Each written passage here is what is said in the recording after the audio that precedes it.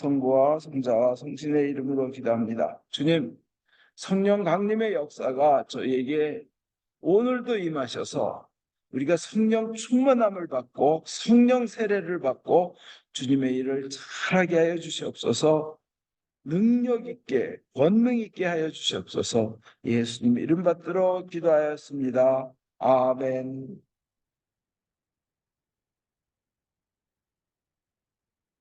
오늘 성령 강림일입니다. 우선 오늘 세 가지 말씀드리려는 것은, 첫째, 성령님이란 얼마나 우리에게 좋으신 분인가.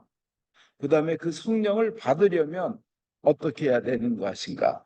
그리고 성경에 모호하게 상반되게 되어 있는 표현들이 있습니다. 그것은 어떻게 이해할 것인가. 이 세 가지를 말씀드리겠습니다. 어떤 아버지가 있었어요. 아들한테 그 직불 카드, 그러니까 현금 꺼낼 수 있는 카드죠.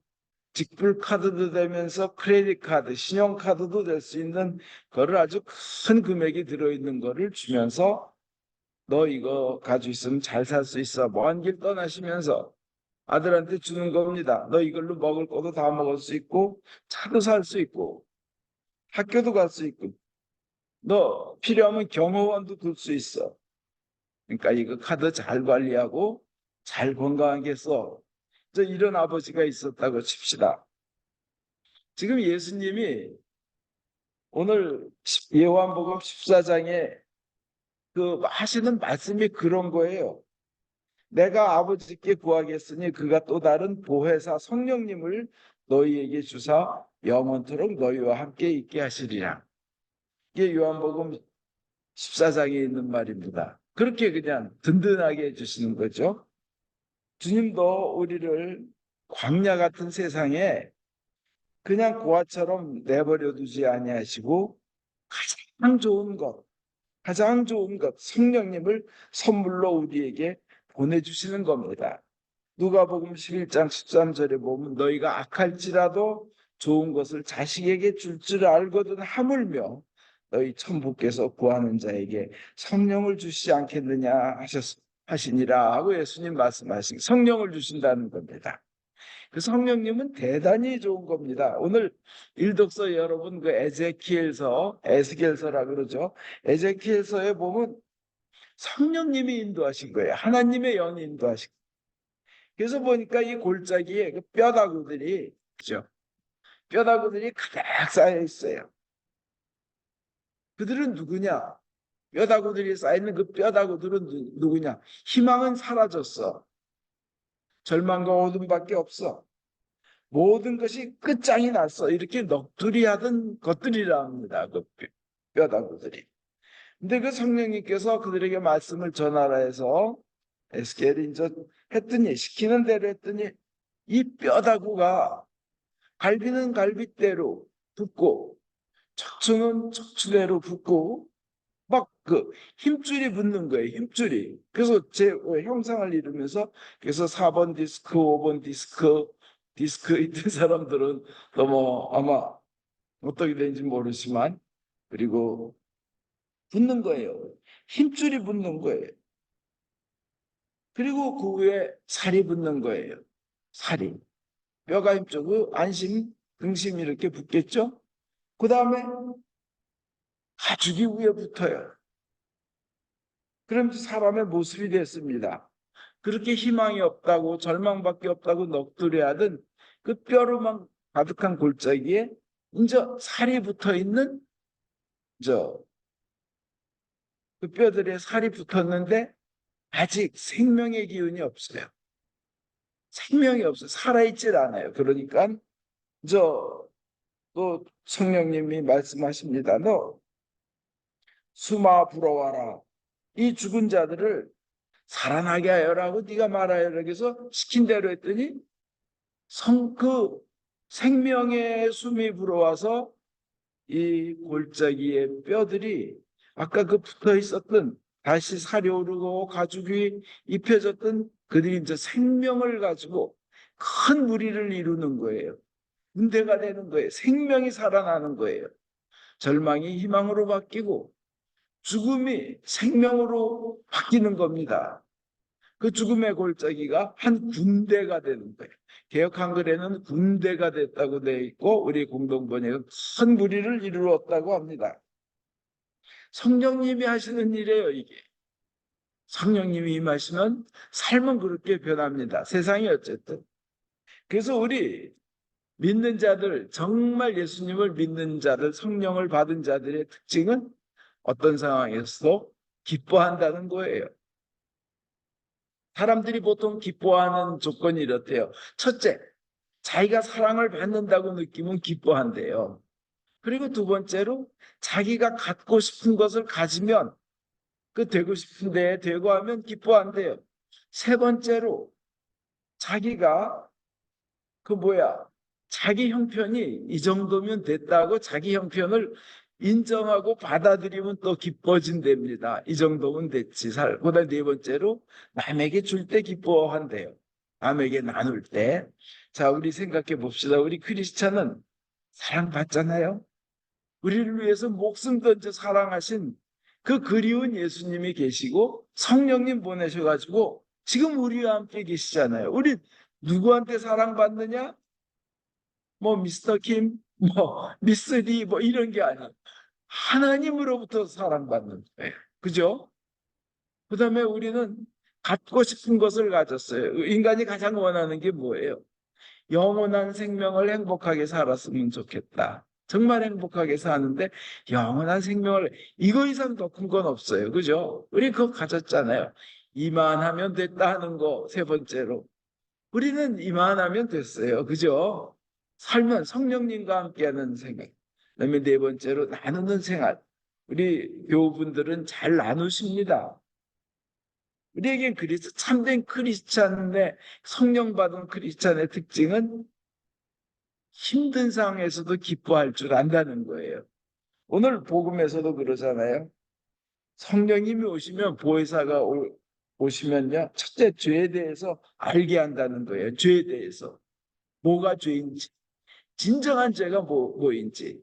그 유명한 그 왜 교도소에서 그 사역하시던 장로님 보면 그러잖아요. 사형수를 앞에 놓고 이 판단을 한 여기 이제 뭐 사람들이 있는데 교도관들도 있고 그래서 사형수로 사형을 집행하는데 기도할 때 그랬잖아요. 이 사람은 들켜서 사형받아 죽어가지만 여기에 앉아 있는 우리는 사실은 이 사형수보다도 더 큰 죄를 지었지만 그게 들키지 않아서 겉으로는 거룩한 채 하면서 이를 판단하고 있다고 울면서 그러고 기도를 하고 돌아봤더니 전부 그냥 고개를 푹 떨어뜨리고 거기 와 있는 분들이 그 사형을 집행하는 분들이 고개를 떨어뜨리고 눈물을 흘리고 있더라는 거예요. 근데 성령님이 오시면 참된 죄가 뭔지를 알게 하십니다. 근데 가장 중요한 거 예수님이 하신 오늘 말씀에 참된 죄가 뭐예요? 예수를 믿지 않는 것이 죄다. 그걸 알게 하신다는 거예요. 만약 교인이라 그러면서 예수 안 믿어서 그게 죄야. 에이, 그럴 리가 있어? 교인이라 그러면서 에이, 그 예수 안 믿는 게 무슨 죄야 그런다면 그분은 정말 자기가 성령을 받았는지 심각하게 고민해 봐야 되고 성령님 저에게 와 주십시오. 예수님이 누군지 알게 해 주십시오. 그래서 예수님을 안 믿는 것이 영원한 생명이냐 영원한 지옥이냐의 그 판단 기준이라는 것을 알게 해 주십시오 하고 기도하셔야 됩니다. 그죠? 참된 교회는 성령을 받았으면 예수님을 믿지 않는 것이 죄라는 것을 성령님이 알게 해 주신다는 거예요. 그리고 자기가 그 성령 받았다 하면서 크리스찬이다 신자라 하면서 끊임없이 사기를 치고 끊임없이 거짓말을 하고 남이 위험하다든지 큰 그냥 곤경에 빠질 걸 알면서도 위험한 것을 만들어 놓고는 그냥 남을 그냥 곤경에 처하게 한다든지 이게 분명히 그냥 사기인 줄 알면서도 자기의 이익을 위해서 그냥 온갖 좋은 말은 다 갖다 댄다든지 하면 그 사람은 아직 성령 받은 사람이 아닌 아직 좀 더 성장이 완전히 성장해야 되고 많은 어떤 연단을 통해서 정화돼야 될 사람이라는 것을 말씀드립니다.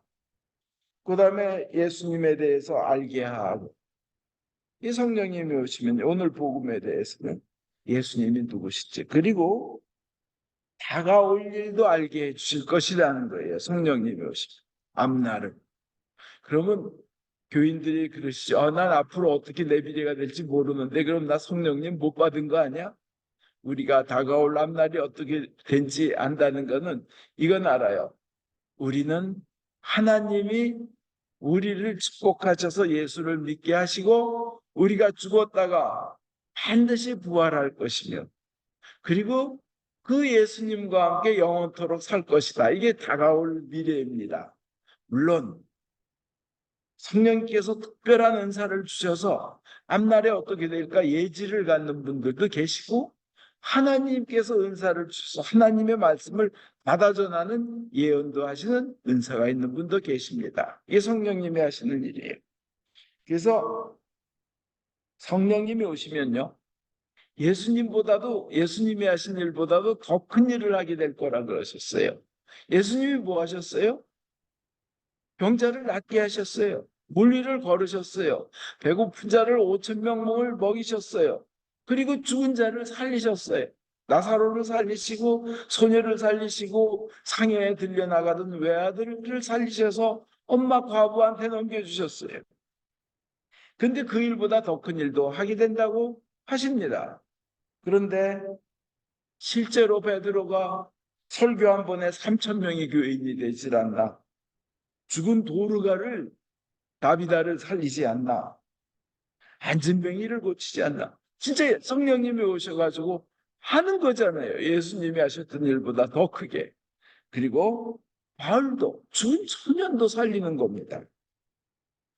이러한 어마어마한 성령님을 그분들에게만 약속하셨겠어요? 우리에게도 약속하셨습니다.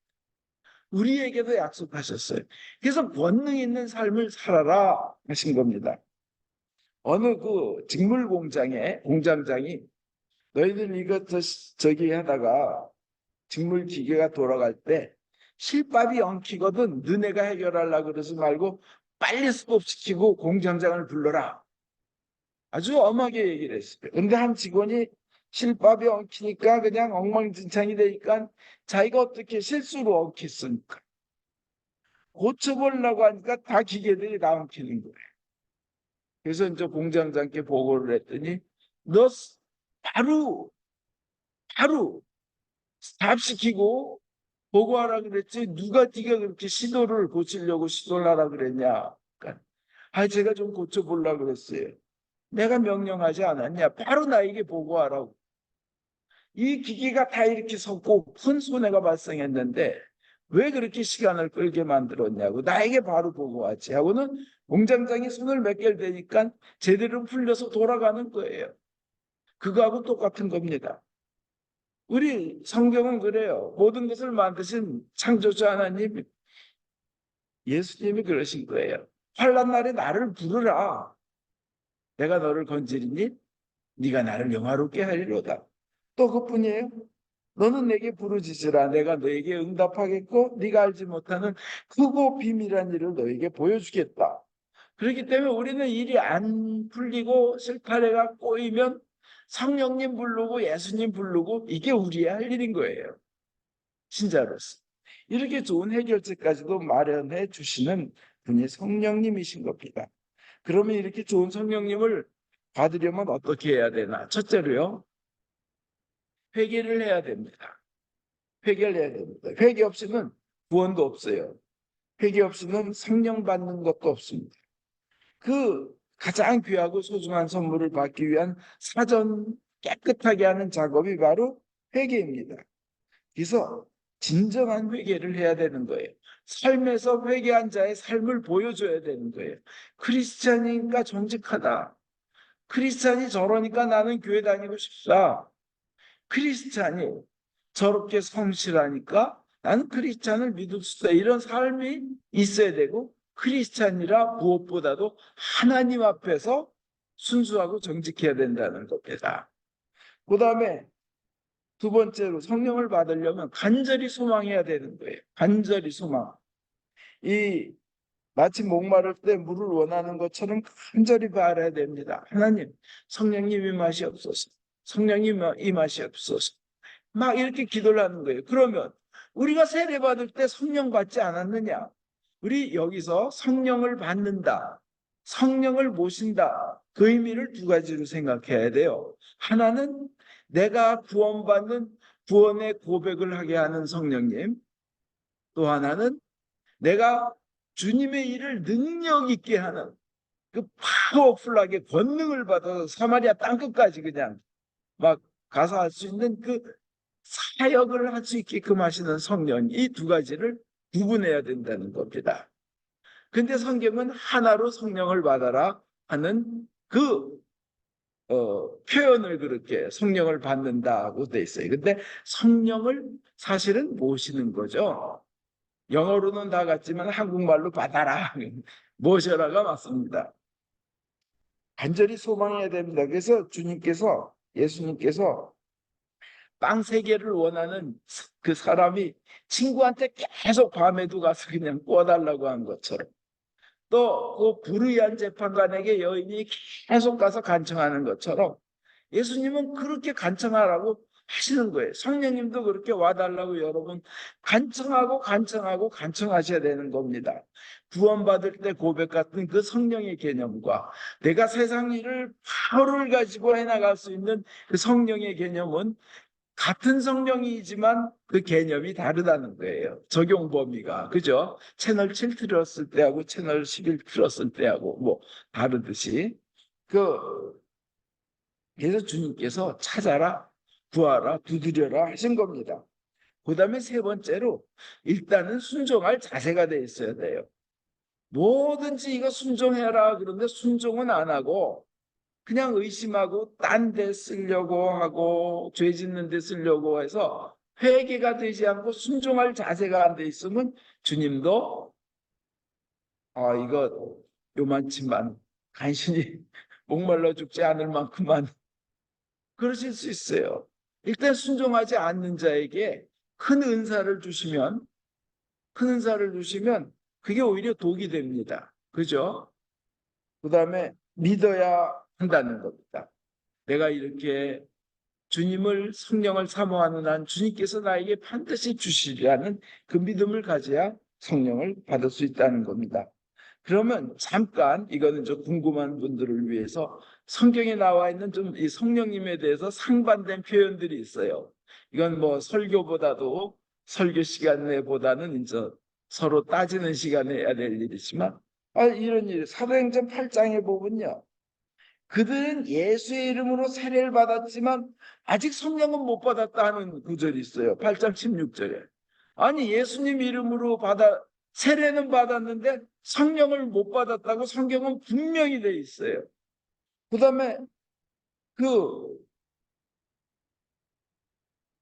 사도행전 8장 17절에 보면 베드로와 요한이 그들에게 손을 얹자 그들도 성령을 받게 되었다. 안수하니까 받게 되었다. 이렇게 된 거예요. 이거 보면 아니 고린도전서 12장 3절에 성령의 인도를 받지 않고선 아무도 예수는 주님이시다 하고 고백할 수 없다고 돼 있는데 앞뒤가 안 맞잖아요. 그죠? 아니 예수는 주님이시라고 믿어서 예수의 이름으로 세례를 받았는데 그들은 예수는 주님이시라고 이미 고백을 했는데 고백을 한 사람들이에요. 그죠? 그래서 고린도전서 12장 3절에는 그들은 성령의 인도를 받아서 그렇게 한 거다라고 돼 있지만 사도행전 8장에는 예수 이름으로 세례만 받았지 아직 성령은 받지 못했다고 그렇게 상반되게 돼 있어요. 이거는 그러면 누구 말이 맞냐?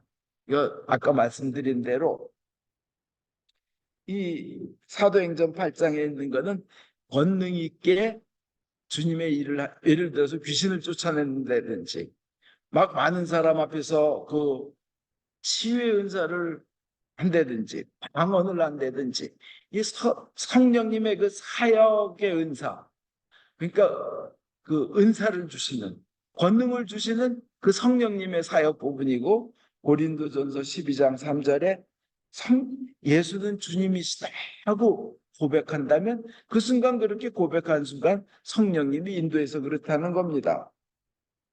그 다음에 이런 구절이 있어요. 요한 1서 4장 2절에 하나님의 성령을 알아보는 방법은 다음과 같습니다. 예수 그리스도께서 사람의 몸으로 오셨다는 것을 인정하는 사람은 모두 하나님께로부터 성령을 받은 사람이다. 이건 개인이, 이거 요한 1서 4장 2절인데, 개인이 예수님에 대한 믿음을 그렇게 고백할 때 성령님이 오셔야 그게 된다는 겁니다.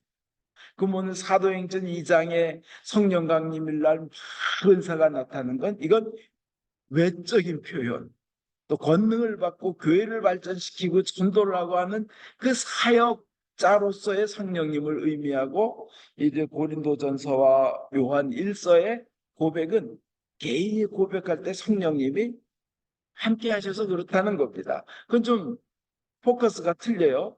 그런데 우리가 여기서 하나 마음속에 더 공부하고 기도해야 될 부분이 있습니다. 입으로 주님 주님 예수는 나의 주님이라고 고백했다고 해서 그분이 다 성령 받은 사람이고 그분이 다 구원받은 사람이냐? 그건 우리 심각하게 고백해 봐야 돼요. 고민해 봐야 돼요. 왜냐? 주여 제가 주님의 이름으로 마귀도 쫓아내고 병자도 고치고 하지 않았습니까? 그런데 예수님이 나는 도무지 너희를 알지 못한다 하는 부류의 사람도 있는 겁니다. 진정으로 삶에서 순종과 회개의 삶이 덧붙여져 있을 때 우리는 그것을 은혜로 생각할 수 있겠습니다. 그의 결론을 말씀드립니다. 지금 하나님께서는 우리에게 그 좋은 성령님을 그냥 우리가 그 받아모시기를, 우리에게 주시기를 간절히 원하십니다. 그 성령의 권능과 성령의 은사를 주시길 원하십니다. 그래서 아주 그냥 파워풀하게 살아나가면서 기쁘게 살아나가게 해주시기를 하나님은 원하십니다. 우리는 그냥 간절히 바라고 주님 뜻대로 살겠습니다. 주시옵소서 하고 간청해야 될 줄 믿습니다. 어떤 고학생이 길에서 행인들한테 구걸을 했습니다. 그때 그냥 이렇게 뭐 좀 달라 뭐, 근데 이렇게 체격이 큰 사람이 큰 걸 들고 쫓아와서 얘는 자기가 그냥 몽둥이를, 자기를 때리려고 몽둥이를 들고 등치 큰 사람이 오는 줄 알고 드립다 도망갔는데, 뒤에서 이 등치 큰 사람이 그런 거예요. 그거 흔들면서 야 이거 너 주려고 일부러 산 빵이야 이거 받아가. 근데 학생은 자기를 때릴 몽둥이를 알고 도망가는 겁니다. 참 나중에 알고 나면 참 가슴을 치고 후회할 일이죠. 지금 성령님께서는 우리에게 가장 좋은 것, 가장 좋은 성령님을 주시길 원하십니다. 여러분 그 성령 받으시기 바랍니다. 그래가지고 여러분 삶에서 그 성령님의 능력이 터져나오길 바랍니다. 그냥 힘차게 거침없이 성령님의 역사하심이 드러나기를 여러분 예수님 이름으로 축원드립니다. 그래서 걱정, 그것이 문제, 우리 그런 것들이 앞을 막고 있어도 그 다 막힌 것들 뛰어넘고 해결하고 강력하게 흐르는 성령의 역사가 여러분들 가운데 나타나기를 축원드립니다. 그리하여 기쁨의 강물이 터지고 평강의 강수가 넘치고 생수의 강, 은혜의 강, 능력의 강, 축복의 강가에서 여러분 마음껏 즐거워하며 권능을 바라며 축복을 누리는 그런 믿음 되기를 주 예수 그리스도 이름으로 축원드립니다. 아멘.